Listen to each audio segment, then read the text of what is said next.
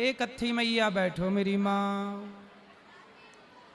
चलो। राधे राधे गुरु जी। जी मेरा प्रश्न है कि अपन जब सो के उठते हैं तो धरती माता के प्रणाम करते हैं कि नहीं? करते हैं। जी करना चाहिए। आप करती हो कि नहीं? जी करते हैं, रोज नियम से करते तो हैं। प्रश्न क्या है? बहुत से लोग कहते हैं कि नहीं करना चाहिए। कौन बोलता है? कहते हैं कौन? कि जे नाटक करती, जे सब करती रहती। कौन ऐसा बोल रहा था? वहीं के लोग। कहाँ के लोग? दौनी के। तो आप सबको बताती क्यों हो कि हम धरती माता को प्रणाम करते हैं? मतलब प्रणाम करती हो तो सबको ढिंडोरा पीटती हो, सुनो सुनो हम प्रणाम करते हैं। अरे जब कहोगी सबको तो लोग तो कुछ कहेंगे, इसलिए कुछ लोग आए थे, वो देखे थे कि मैं पैर पड़ रही तो वो कहने लगे जे क्या कर रही हूँ। उन लोगों को पता नहीं होगा ना कि धरती हमारी माता है। जी धरती में पांव रखने के पहले सवेरे नित्य हमें पृथ्वी हमारी माता है, तो पहले माता को प्रणाम करके फिर चरण रखना चाहिए, यही धर्म है। जी राधे राधे गुरु। कल कथा का समय 3 बजे से ही रहेगा। बैठो बोलो। राधे राधे गुरुजी। जी मेरा प्रश्न ये है कि इस जन्म में भगवत प्राप्ति कैसे करेंगे? कथा सुनो, सत्संग करो, अपने आप भगवत प्राप्ति हो जाएगी, सत्संग से ही होगी। और एक और प्रश्न ये है कि जब भी हम कोई भागवत मतलब ग्रंथ पढ़ते हैं तो कोई घर का कोई काम बोलता है तो हमें काम सुनने जाना चाहिए कि ग्रंथ पढ़ना चाहिए? काम भी करो बेटा, काम जरूरी है, काम के बाद समय बचे तो सब करो। जैसे फॉर एग्जाम्पल हम लोग रामायण पढ़ रहे हैं, ठीक है, और कोई हम लोग को काम बोल दिया। कौन? जैसे माता के पिता, दादाजी बोल दिया, दादी बोल दी। चलो हम दादी दादा की बात तो माननी चाहिए, बूढ़े हैं तो मानते हैं बात, लेकिन क्या हमें रामायण के बीच में उठ के जाना चाहिए? हाँ, रामायण को वहाँ छोड़ दो और जाओ काम करो, फिर आके वहीं से पढ़ने लग जाओ, कोई दोष नहीं होता। गुरुजी के चरणों में कोटि कोटि प्रणाम। जी गुरुवर, मैं आदरणीय गुड्डू भैया का छोटा भाई भी हूँ, लेखन में रुचि रखता हूँ। आपके परोपकारी व्यक्तित्व पर छोटी सी कविता लिखी है, श्री चरणों में अर्पित करना चाहूँ। जी। तो गुरुवर, मैं समझता हूँ कि जननी और जन्मभूमि के वात्सल्य के समक्ष व्यक्ति सदैव बालक ही रहता है, इसलिए आपसे अग्रिम क्षमा मांगते हुए कविता में बालक संबोधन रखा। हाँ हाँ बिल्कुल, हम आप सबके बालक ही हैं।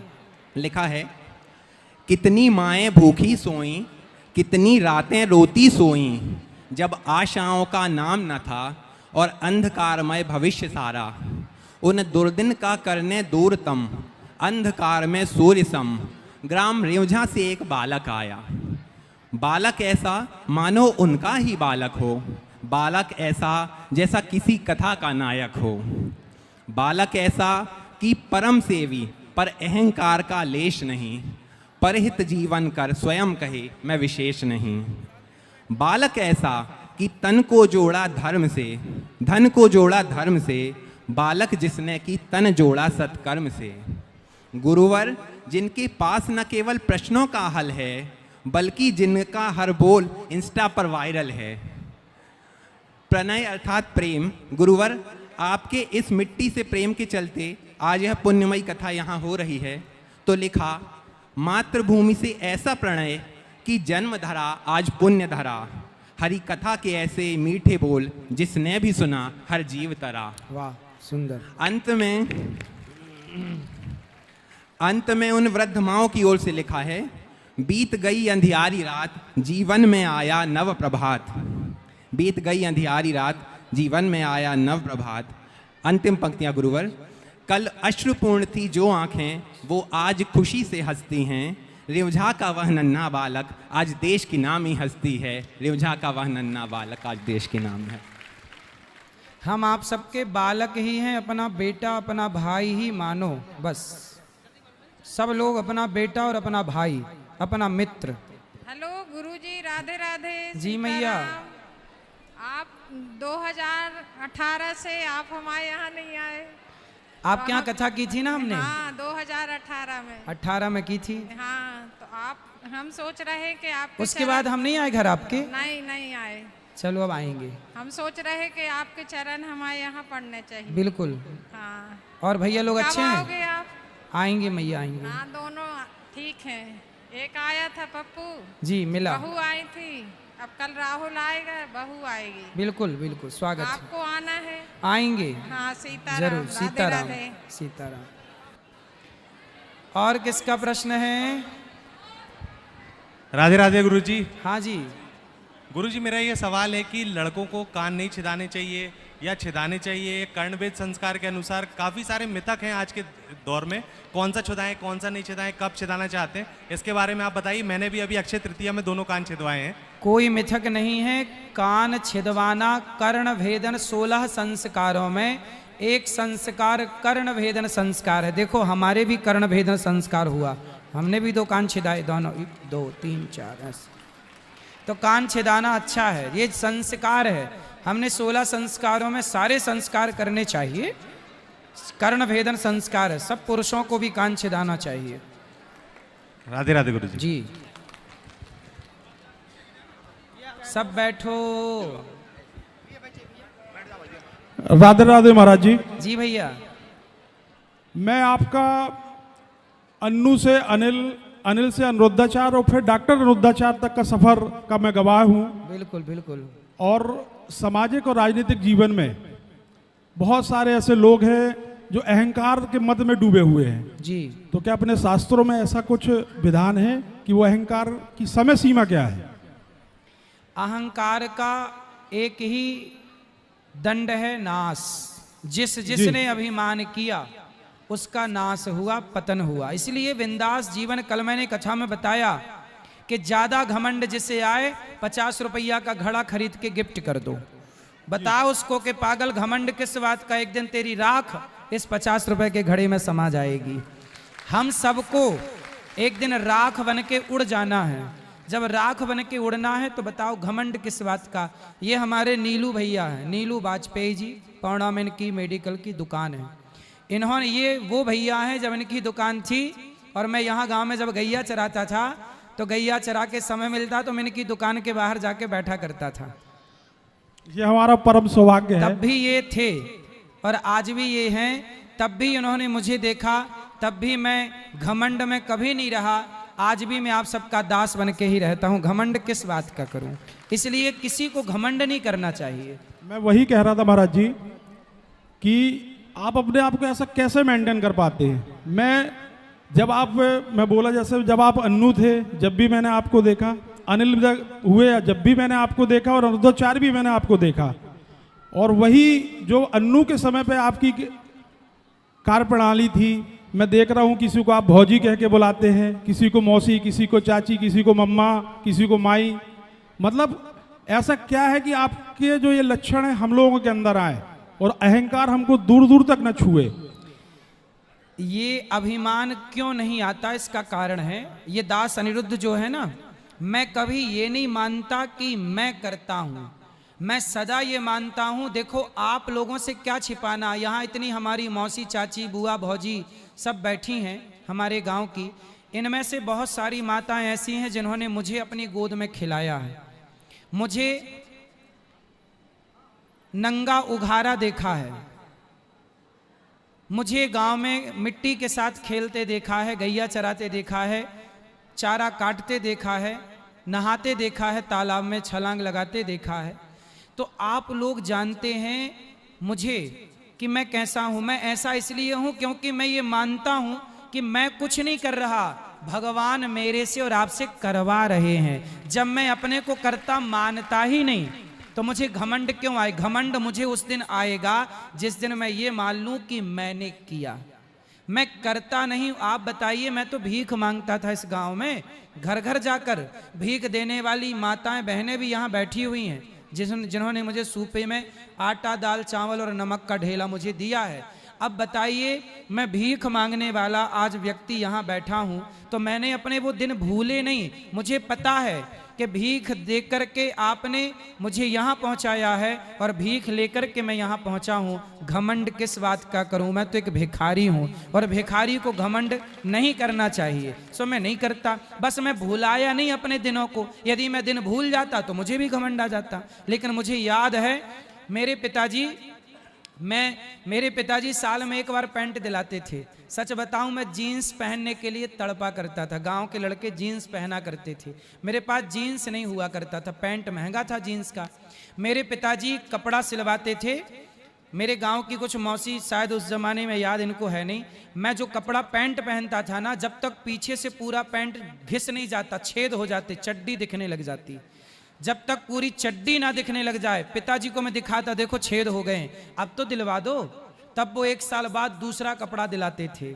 मैं स्कूल जाता था, एक बार मेरे पास जूते नहीं थे, सब जूते पहन के स्कूल जाते। मैं यहाँ गैया चराता था नंगे पाँव, अपने कक्का जी से, पिताजी से बोलता था एक जोड़ी जूता दिलाओ। तब वो 50 रुपया वाले आसरा जूता दिलवाया करते थे, महीनों रोने के बाद।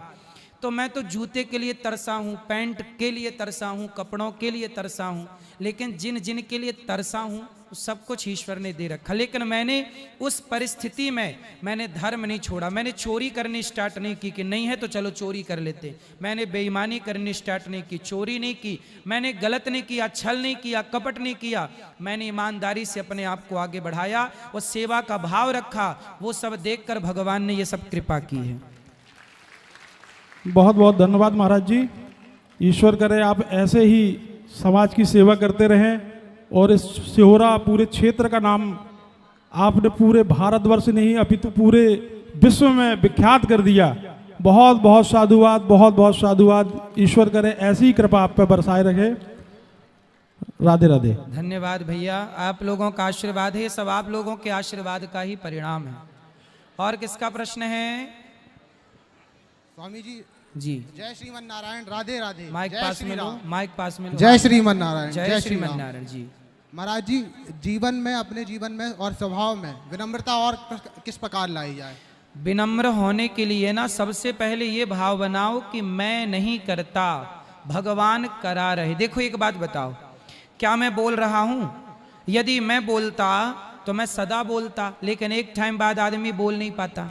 मैं देखता तो सदा देखता, एक टाइम बाद आदमी देख नहीं पाता। मैं चलता तो सदा चलता, पर एक टाइम बाद आदमी लंगड़ा हो जाता। क्यों? बुढ़ापा कैसा होता है? लंगड़ा।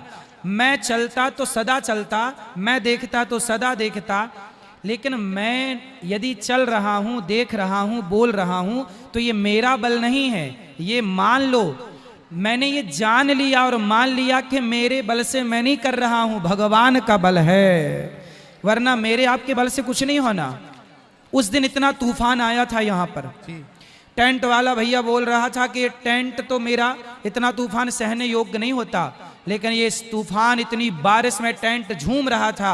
किसने थाम रखा था? कोई शक्ति थी ना, जिस परमात्मा ने इसको थाम रखा था। ईश्वर परीक्षा तो लेते हैं, लेकिन कहीं ना कहीं वो हम पर कृपा तो बनाए हैं ना। इसलिए ये सारा आयोजन हो रहा है। इतना बड़ा गांव, इतने से गांव में इतना बड़ा आयोजन हो रहा है, ये किसी व्यक्ति की शक्ति नहीं, ये भगवान की कृपा है, उसकी शक्ति है। ये मानो इस बात को। तो मैं इस बात को मानता हूं कि उन्हीं से होता, तो मैं नम्र तो इसीलिए रहूंगा। यदि मैं मान लूं कि मैं करता हूं तो मुझे आज घमंड आ जाए। महाराज जी, मैं 10 महाविद्याओं में तीसरी महाविद्या श्री विद्या के बारे में आपसे कुछ सुनना चाहता हूँ। बताओ। आपसे कुछ जानकारी लेना चाहता हूँ। श्री विद्या की उपासना होती है, उसके मंत्र होते हैं, फिर अपनी भगवती को प्रसन्न करने के अर्चन होते हैं। अलग अलग अलग विधि है ना। तो श्री यंत्र होते हैं, श्री यंत्र की उपासना होती है, तो वो मंत्र गुप्त होते हैं और वो विधा गुप्त होती है। महाराज जी, आपसे उसकी दीक्षा मिल सकती है?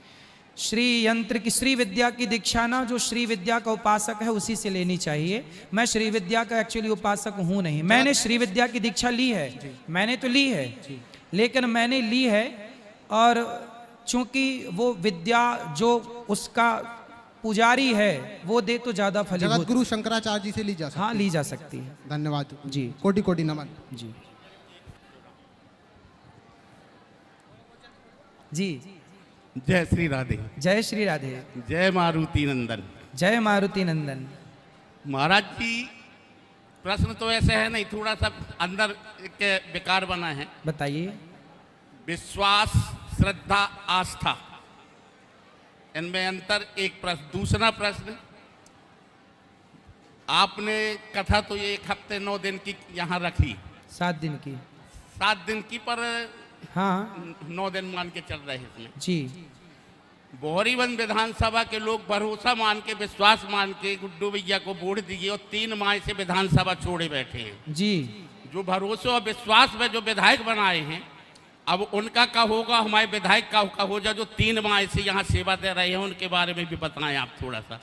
तो हमारे गुड्डू भैया की मेहनत जो है उन्हीं के कारण यहाँ ये सब आयोजन हो रहा है। तो इसका फल वहाँ की जनता से मैं प्रार्थना करूँगा कि इस क्षेत्र में यदि ये भागवत हो रही है तो हमारे भैया गुड्डू भैया के कारण, इसलिए जनता खूब आशीर्वाद दे ऐसे विधायक को। जी जी जी, बहुत बहुत धन्यवाद। अब विश्वास, आस्था और श्रद्धा। देखिए, विश्वास, मंत्र जाप मम दृढ़ विश्वासा, ईश्वर पर विश्वास हो, ठीक है, और आस्था हमारी भगवान पर हो और श्रद्धा अपने काम पर हो। जो भी हम काम करें उसे बड़ी श्रद्धा से करें, मतलब श्रद्धा मीन्स बड़ी लगन से करें। तो हम जो भी काम करें बड़ी श्रद्धा, जैसे ये दास अनिरुद्ध, मैं अब जो काम करता हूँ, गैया चराता था तो मैं बड़ी श्रद्धा से गैया चराता था, भागवत सुनाता हूँ बड़ी श्रद्धा से भागवत सुनाता हूँ, प्रश्नोत्तरी करता हूँ बड़ी श्रद्धा से करता हूँ, क्योंकि मुझे लगता है कि मेरा ईमानदारी से किया गया कर्म ही मेरी भक्ति है, मेरी पूजा है। तो ये 3 अंतर हैं। और किसका प्रश्न है? अच्छा, राधे राधे गुरुजी। थोड़ा आगे आ जाओ, हवा बस। राधे राधे गुरुजी जी। मेरा प्रश्न ये है कि सहयोग बड़ा है या कर्म फल बड़ा है कोई भी लक्ष्य को पाने के लिए? देखो, सहयोग तो जरूरी है। आपके पिता ने आपका सहयोग किया पढ़ाई में, जब पढ़ाई में सहयोग नहीं करते तो आप पढ़ती कैसे? तो माँ का सहयोग मिला कि आप तो जब पैदा हुई थी छोटी सी थी, आपको कपड़े भी आपकी माँ ने पहनाया, तो सहयोग तो मिला ना माँ का। संयोग मींस कोइंसिडेंस, मतलब कोई चीज कोइंसिडेंस, संयोग। हाँ जी। अच्छा, आपने संयोग बोला, मुझे सहयोग समझ में आया। संयोग, अच्छा, संयोग और दूसरा कर्म फल। कर्म।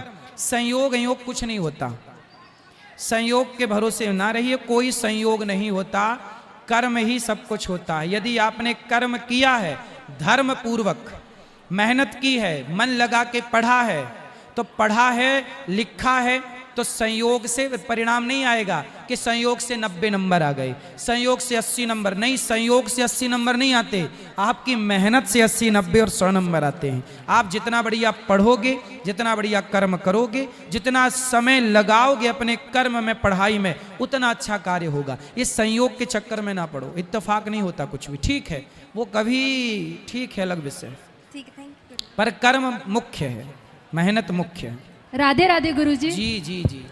मेरा आपसे पहला प्रश्न ये है कि जैसे कुछ रिलेटिव या बाहर वाले हम कुछ भी करें तो उसमें इतनी गलतियां निकालते हैं या गलत बोलते हैं, बुरा बोलते हैं, और अगर मैं जवाब दूं तो मुझे बोलते हैं लड़ने पर रहती हूं मैं, तो मुझे जवाब देना चाहिए या नहीं?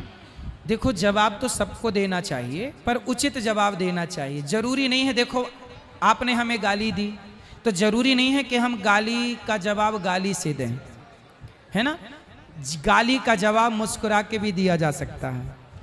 जब आप गाली देने वाले के आगे मुस्कुराएंगे ना, तो वो पानी पानी हो जाएगा। जरूरी छोड़ी है कि गाली को हम गाली से ही काटें, मुस्कुरा के भी काट सकते हैं। तो जरूरी नहीं है कि हम सामने वाले की तरह बने, अच्छा बनना है बस। नहीं, अगर मम्मी पापा पे बात आती है तो अच्छा नहीं लगता। कौन? ऐसी पूरी बात बताओ, खुल के बताओ, फिर बात क्या है। जैसे कोई कार्यक्रम किया हमने घर में या कुछ, तो सब कुछ अच्छा करने की कोशिश करते हैं कि हाँ सब कुछ अच्छे चीज़ से हो, अच्छे से हो, उनका भी ध्यान रखा जाता है। ऐसा नहीं कि उन पर ध्यान नहीं, कि हाँ उनको भी बुरा नहीं लगे, पर उसके बाद भी वो मम्मी को बोलेंगे कि नहीं ये ऐसा हो जाता, नहीं ये ऐसा हो जाता, इसमें कमी रह गई, तो अच्छा नहीं लगता। देखो, कमियां तो हजार लोग, यहाँ कथा चल रही है इसमें भी लोग कमियां निकाल रहे हैं।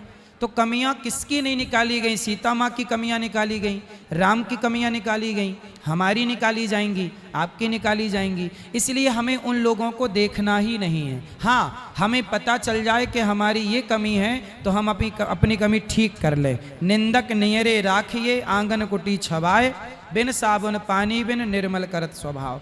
मेरी कोई कमी है तो आप बताइए, मैं उसे सुधारूंगा, लेकिन आपकी कोई कमी बताए तो बुरा ना मानिए, कमी को ठीक करिए। तो अच्छा है ना, कोई आपकी कमी बता रहा है, सुधारने का मौका दे रहा है, सुधरने का अवसर मिले तो सुधर जाओ। जी, मेरा दूसरा प्रश्न ये है कि जैसे मेरे दोस्त लोग भी हैं, मैं कभी उम्मीद नहीं रखती कि जितना मैं उनके लिए करूं या फिर मैं उनके लिए हमेशा खड़ी रहूं। जैसे कोई भी उनको काम